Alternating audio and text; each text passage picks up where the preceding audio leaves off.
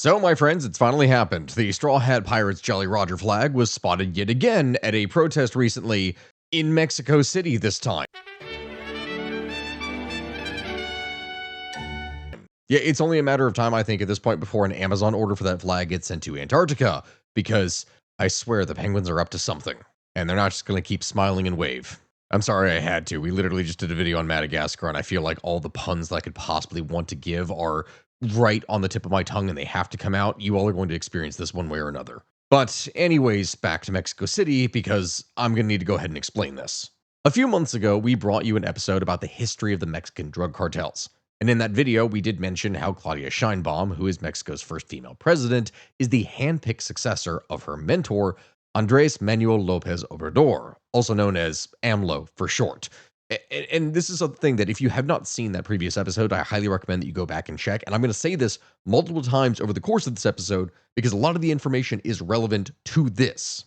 Much like her predecessor, Sheinbaum was expected to take a more laid back and casual approach when dealing with the cartels. At least a lot more so than what we've seen from other presidents in recent years. But really, in Mexico, that doesn't seem to really matter much. Because the Mexican people aren't just mad at one leader. No, it's not like that. They are pissed off at the entire system. And they have been for a while. Because really, it does not seem to matter for them who is in charge, as the cartels are actually the ones in many parts of the country who dictate how things go with their power, their influence, their savage methods of punishment, and more. This is something that really needs to be addressed. Corruption runs incredibly deep in Mexico, and the cartels have run a policy of paying off law enforcement and politicians to look the other way and let them conduct their business. Or the other way is that if they refuse to let this happen and actually try to take a stance against them, then they simply just get tortured and executed, oftentimes publicly. Which is terrible, of course, but even worse, if they really piss off the cartels, then they don't just take out the individual that has angered them. No, they will take out their entire family. Yeah, it's not a pretty thing down there. So as it is, the cartels have for years pretty much gotten whatever it is that they wanted. And this would lead to such levels of decay and corrosion of the Mexican government that no matter who was in charge, nothing ever seemed to get done. It is because of this, my friends, that this has caused Gen Z protesters to start gathering support and planning protests, which would begin on November 15th, 2025. So, the question that this leads us to answer in this video is Mexico really ready to cleanse its government of corruption and cartel influence? And is that even possible in the first place? Well, for that, my friends, we're going to need to smuggle in some high-grade context and actually take a look at the situation, which again, a lot of puns. And if you haven't seen any of the previous videos, I do highly recommend that you go and check that out. Honestly, my friends, when it is that we are talking about all of this, a government, a company, literally anything having that much knowledge or potential control over you is something that is incredibly scary. And that, my friends, is exactly why it is that I'm excited to be sponsored today by Venice AI. The reality is, nowadays, people simply just do not have control over their data anymore, and governments are getting heavily involved. Sam Altman would even go and announce that ChatGPT can now reference all of your past conversations, and OpenAI has even hinted that they may require government-issued IDs. People freak out about AI all the time. Do you think people are going to feel comfortable giving ChatGPT their ID? No, I do not think so. But that is actually why I do like Venice AI. Venice is something that runs leading open source AI models directly in your browser app. You have conversations that are encrypted and stored only on your device. So there's no corporation, no government, no nothing that can spy on you, censor you, or use your data for profit. Which is great because Venice is something that is completely unrestricted. You can ask it quite literally anything. There's no company or developer or anything that controls the questions that you ask. And that goes both for the Pro plan as well as the free web browser.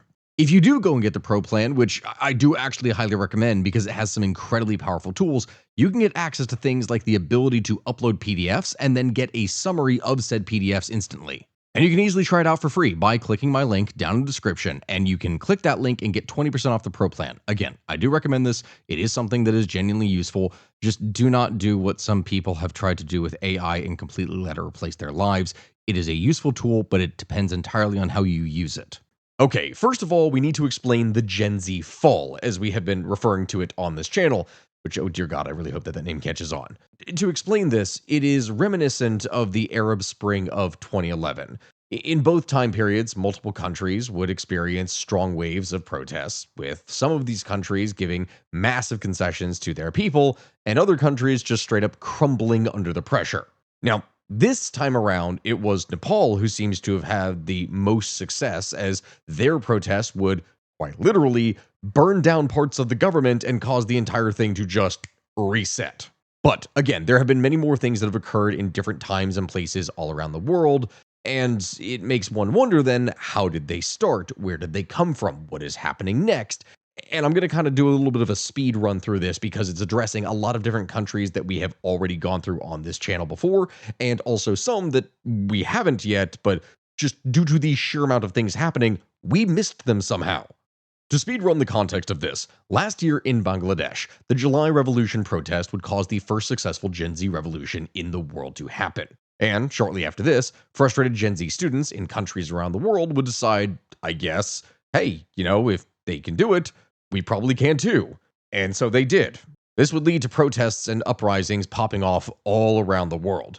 And the success of these varying different protests would largely depend on so many different factors that it's just easier to go through and quickly update you all on what occurred in each instance than dive into all the details, because we have already explained these in many different videos, and yes, they share some similarities, but a lot of them are also tied to the unique histories of their country.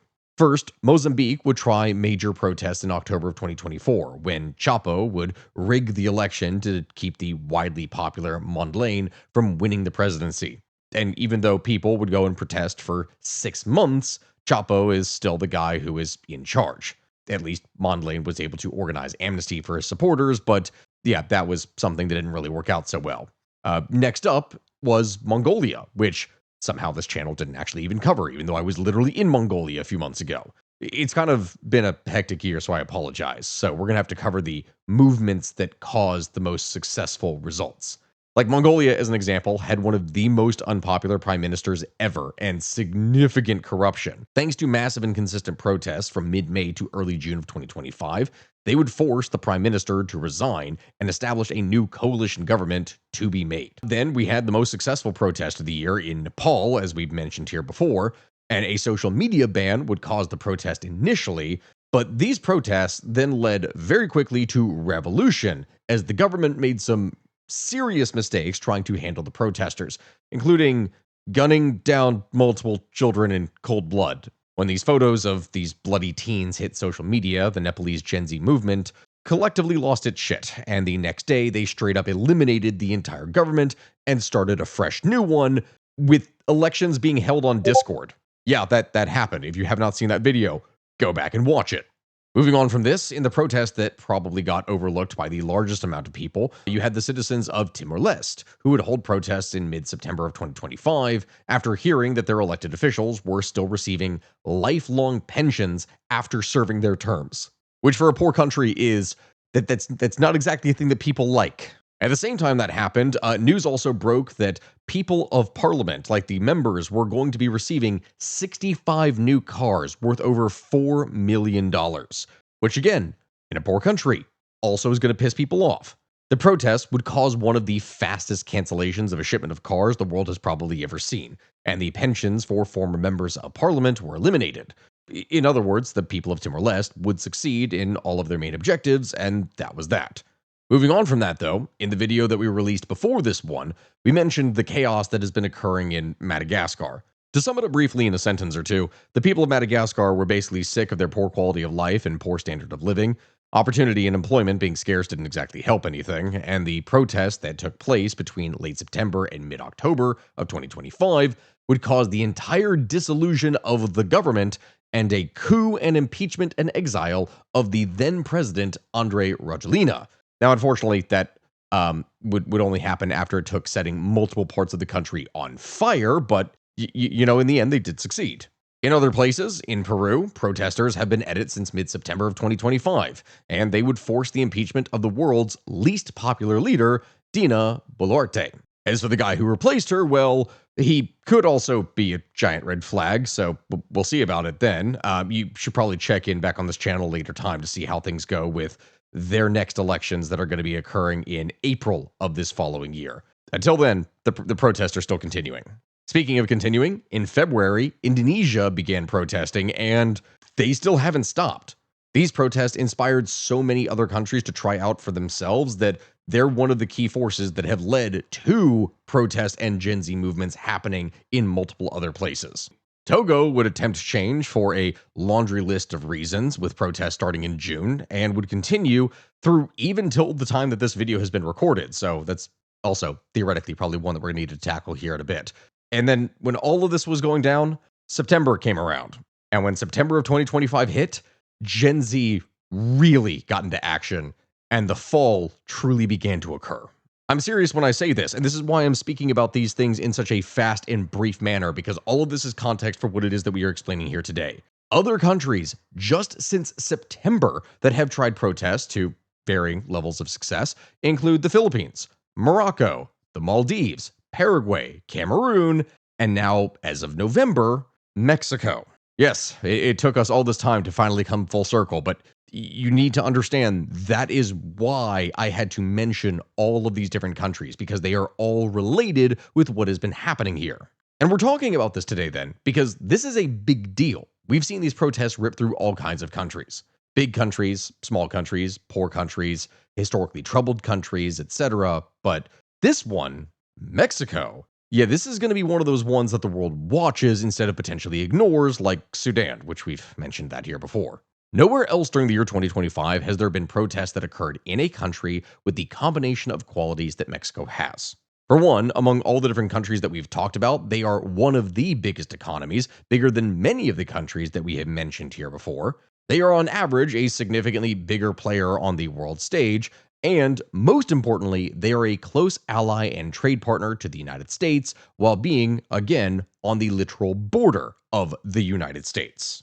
But most important to all of this, there is the Mexican cartels, the biggest factor that needs to be considered. Shadowy organizations with incredible amounts of money, resources, and power, as well as cruelty, with the will and ability to run the country through bribery, extortion, torture, murder, and so much more.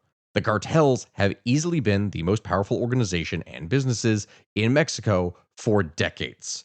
Also, sadly enough, it's in the northern hemisphere, so news from Mexico actually reaches a much larger amount of eyes and ears instead of being mostly ignored like news from other places that we've talked about here previously, and that's one of the key reasons why we go and mention them in the first place. So, due to all of these factors, Mexico is going to be watched more closely by the rest of the world. Okay, well, what is happening then? And more importantly, why is it happening? To explain this, we're going to be zooming in on a small part within the country. In the poor Mexican state of Michoacan, there lies the city of Urupon, with a population of around 360,000 people. It is the second largest city within the state, and it is the world capital for avocado growing. The city is surrounded by lush avocado and macadamia orchards. And if you know those avocados from Mexico commercials that used to play on TV, this is the place that they are talking about. It's an area with hardworking, salt of the earth, average people just trying to get by, grow their fruit, live life, but also it's home to some of the cartel's most lucrative businesses. And because of this, my friends, it's been caught numerous times in the crossfire between rival cartels, as well as the crossfire between the cartels and the police. As an example of this, in August of 2019, the Jalisco New Generation Cartel just straight up murdered 19 people there. Because of incidents like this, there's been a history of city mayors in Mexico that either just take bribes from the cartels in an effort to survive, or they just get gunned down in the street. That is the way that things would normally be run. But all of that would change when in the city of Urupan, a new mayor would get elected who is going to take a hardline approach against the cartels. And his name was Carlos Monzo, and his part in this story is massive. To explain this in detail, Monzo would take a direct approach to hunting and capturing cartel members, which upset President Sheinbaum, which you may wonder, okay, why the hell would a president be upset with someone taking a hard stance on crime? Well, that is because the federal government tended to prioritize criminal prosecutions over armed confrontations, whereas the good mayor just wanted them out of his city, dead or alive, at any cost. And so, raising $2.6 million in funds to get new up-armored vehicles for the municipal police, he was fully prepared to do so. And when I say then that he changed the temperature in the region, I mean that from the very beginning, Carlos Monzo essentially declared war on the cartels. In fact, he was so hardline about killing cartel members that he's even been compared to El Salvador's benevolent dictator, Nayib Bukele. In May of 2025, there was a female municipal worker who was killed by the cartels. And when this happened, Monzo flipped out. And he told his police officers, and I'm not kidding about this, to use deadly force against those responsible if they even showed the slightest hint of struggle or resistance. So, if they were in the middle of arresting someone and someone basically tried to wiggle out of their cuffs or something or shift because it was uncomfortable, it was pretty much a blank check to execute them on the spot. Now, obviously, this didn't exactly go over very well with President Sheinbaum, who would continue her predecessor's media campaign that carries the slogan, "Hugs, not slugs." Yeah, I know it sounds dumb, but that is actually correct. Hugs, not bullets is, in fact, the official Mexican government stance on how to deal with the mass murdering cartels. And Carlos Monza was not having it, saying, and I quote, "There can be no hugs for criminals," end quote. Yeah, this is the statement that he would make before offering to step aside and stand down as mayor if President Scheinbaum could step in and resolve the situation with kind words and calls for surrender without firing a shot, as she apparently wanted. Honestly, just being serious here, I do not think you could make a better challenge statement than that. It is really a slap in the face, I swear. But in September of 2025, following the murder of a municipal police officer, Monzo would cancel Independence Day festivities in the municipality. This would include the traditional reenactment of the Grito de Dolores and a planned parade, and he would request direct support from President Sheinbaum to contain the violence in the area that was being caused by the presence of illegally armed criminal gangs. And thankfully, instead of ignoring it, the federal and state governments would deploy 300 members of the security forces to the municipality on the 30th of September, which is good, but they were withdrawn 2 weeks later. Now, Monzo believed that the support was withdrawn because he had symbolically closed the Urupan cable car construction project being carried out by the state government in the municipality. The following month, he asked the federal government to provide the municipal police with military-grade weapons, including the FN Minimi machine guns, to match those that were being used by the criminals, because in many cases the criminals were capable of outgunning the actual state police. And yeah, that position just kind of sucks.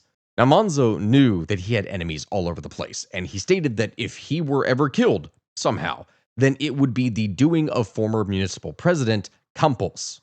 This is a man that he'd accused of being in league with Leonel Godoy Rangel, the former governor of Michoacan, and Raul Moron Orozco, the former municipal president of nearby Morelia. Now, Monzo had argued with all of these men, accusing them of working for the cartels more than the people. Now, remember, Monzo stated this numerous times.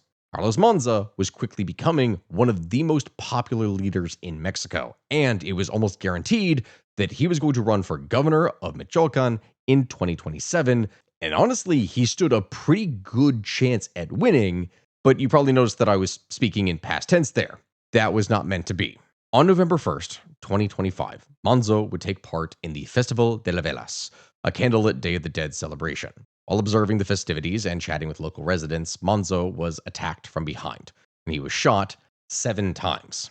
3 of the bullets would hit him in the back and abdomen as he shielded his son's body with his own. The wound to the abdomen was the fatal shot, and he would be pronounced dead only minutes later, at the age of 40. His assailant, a 17-year-old cartel member by the name of Victor Manuel Ubaldo Vidales, had been shot and killed by Monzo's security team. And what is so crazy about all this, my friends, is that this assassination, as the way it's been described here, is pretty unique among the literal hundreds of assassinations that Mexico has seen. Like, from the outset, it doesn't seem that the assailant was ever expected to survive. In other words, this was a guy who was sent on a certain death mission. And hopefully this doesn't start a trend among cartels, because the ones who will be voluntold to carry out these missions will always end up being the youngest and most eager cartel members, because assassinations are typically seen as the stepping stone to become a fully fledged cartel member, the equivalent of a made man in the mafia, if you will. Now, investigators would connect Monzo's assassin to the CJNG, who are one of 2 major players in the cartel world, operating directly out of Michoacan. Carlos Monzo's widow, Grecia Quiroz, was appointed to complete his term in office, and she would vow to carry on Manzo's legacy in exactly the same manner that he had been. Which, hey, I guess at least that's something. But do you know what is more insane than just this taking place? This is not anything new. This is a pattern. Manzo was the seventh municipal president to be killed in Michoacan, the seventh to be killed during the governorship of Ramirez Bedoya, a member of Sheinbaum's Morena party elected to a 6-year term in 2021, and the country's sixth municipal president killed in 2025 alone. It is that bad. Like, again, you need to understand just how incredibly bad this is. And so, when Governor Bedoya decided to make a poorly chosen appearance at Manzo's funeral, he almost got lynched by the townspeople as he showed up. They began calling him a murderer and demanded justice. And this turned ugly immediately, with the governor's security team evacuating him out after less than 5 minutes of him being at the funeral home. Literally, thousands of townspeople would accompany Manzo's body to its final resting place, and the people of the city would congregate in the town's main plaza, where they began to collect as many keys as possible to be melted down to be turned into a statue of him. But that was not going to be enough. A protest was organized for November 2nd in Morelia, the capital of Michoacan. Citizens would show up shouting, "Justice for Manzo, enough with the crime," and Claudia didn't listen and the government killed him. Hundreds of people would storm the state government palace, armed with Molotovs, sticks, stones, and anything else they could swing or throw. They would even break into the government offices there and force the police to fire tear gas inside a government building just to try to flush them out. It was going down, and it was going down fast. The very next day, another protest would be held by students, during which a law student would take a rubber bullet to the eye. On November 7th, in Uruapan, a massive march demanding security and justice would be organized by Carlos Manzo's own grandmother, and between 70 to 80,000 people showed up. Now, she was terrified for his life while he was alive, and he told her, and I quote, "I have to save Uruapan. I love it because it's my home. I adore its people," end quote. That is how he felt. And this march would bring nationwide attention to the murder of him. And once Gen Z got wind of it, they began to organize via social media. The result of this was huge and rather immediate. Nationwide protests were organized to take place on November 15th. And when the assigned day came around, marches and protests were held in over 50 different cities across Mexico. But the most important and significant protest would be the ones taking place right in Mexico City in the backyard of President Sheinbaum. Now, to say backyard in this context, you need to understand, I'm not saying that, oh, it's like literally in the backyard of her house. I mean, Mexico City, the heart of everything for the government, that is the backyard of Sheinbaum. And people were not happy with her. Who are the people, you may wonder then? Well, it's kind of hard to describe. The movement that we've been describing here so far calls itself Gen Z Mexico and is self-described as a civic and nonpartisan youth movement. They advocated hard for a recall referendum for President Sheinbaum and the autonomy of the electoral institutions and the elimination of organized crime's influence on elections. Technically, the group has been organizing since October of 2025. But when Manzo was assassinated, it changed the focus of the movement from being one based on procedural changes and removing Sheinbaum to a much bigger movement demanding more public security and for the government to actually do something for once about the level of crime that they have to deal with. The day of protests led to clashes between demonstrators and police. According to official reports, at least 100 police officers ended up getting injured in the fighting, as well as over 20 protesters. Now, these protesters went and removed the fence protecting the National Palace, to which the police responded by firing tear gas and arresting 20 of them, which they would accuse of theft and assault. The tension that everyone has been feeling was boiling over now. And as for Sheinbaum, well, she claims that a network of international right-wing groups, opposition figures, influencers, and bots would coordinate with each other in order to promote the process of destabilizing Mexico. Which, okay, yeah, that's a claim. That's definitely a claim to be made here, I will say. But it's also one that is not necessarily really backed up. It's pretty ridiculous to go and say that, oh, it's just a bunch of right-wing influencers and bots when no, this is something that gained massive popularity after the murder of Carlos Manzo. It wasn't something that seemed to have any kind of growth prior to that. It's a very obvious string that is able to be connected between a series of dots. But yeah, Meanwhile, protesters are still committed to protesting regularly until any kind of change happens. Protesters in Mexico City on the 15th shouted for the president to resign, as well as chants calling out Mexico as being a narco state, which, to a degree, considering what we've talked about here, yeah, go check out my previous video. You'll understand why people say that. But either way, this kind of protest is something that is unique in Mexico. And to have it break out in over 50 cities across the country simultaneously must have felt like an absolute nightmare scenario for Sheinbaum. Really, what surprised most of the media reporting the news of the protest to the rest of the world was the makeup of them. In other countries, protests were organized by Gen Z and were mostly populated by Gen Z. But here, in the case of Mexico's protests, we call it a Gen Z protest. But the protest groups as a whole represented a massive, wide swath of the Mexican demographics, from young to old, teens to senior citizens, lower class all the way to upper class. It was overall a much broader representation of the Mexican populace and bodes well overall for an organized movement to actually last in Mexico in comparison to what we have seen in other places. So, what then?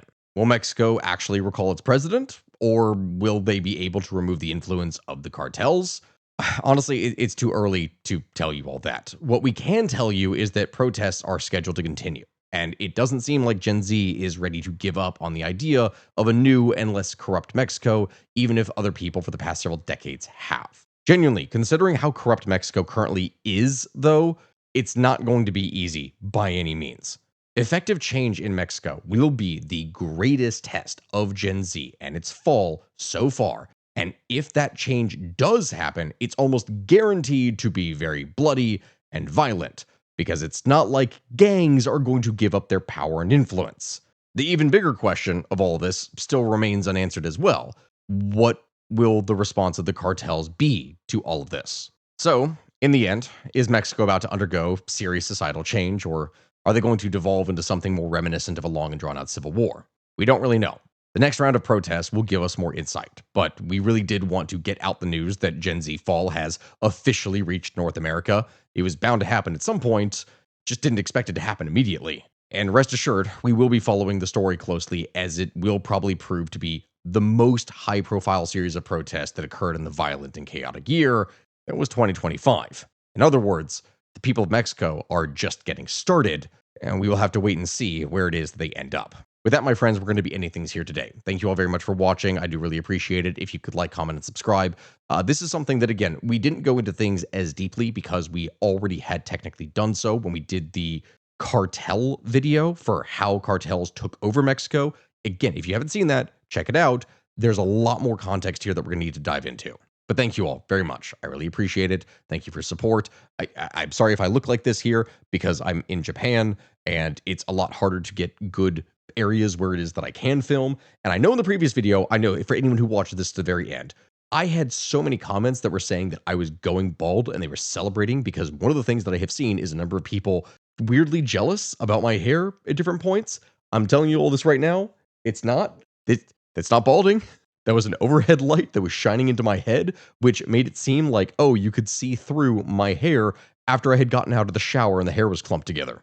Stay jealous, but also at the same time, stay curious, my friends. Goodbye, and I'll see you next time.